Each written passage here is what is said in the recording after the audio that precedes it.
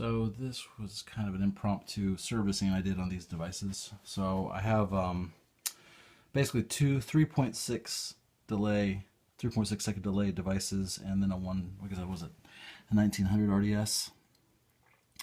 So I was cracking them open because of some of the knobs felt a little funky, and this 3.6, which has already been fixed, the modes weren't really flipping between different states correctly. Sometimes you'd press the button and the state wouldn't change.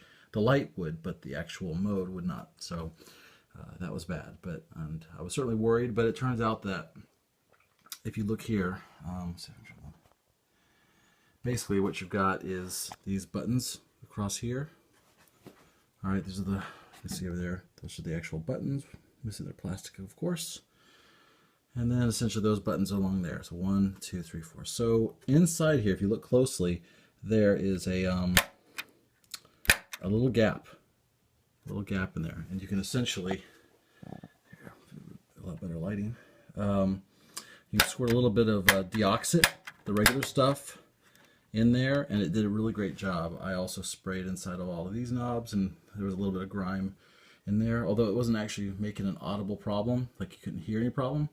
Felt a little funky, so I cleaned up those as well. But really, this is the big one. Was squirting that stuff inside there, and that seemed to really clear up the problem on the other one, the 3.6. And now, just so you can see, this is identical to the one I closed up and worked on, but you can see along there as well. These buttons are a little different than the one in the 1900, but again, same basic mechanics, same basic premise. You just spray some Deoxit in there, and it does wonders. All these knobs as well. So yeah, that's basically it.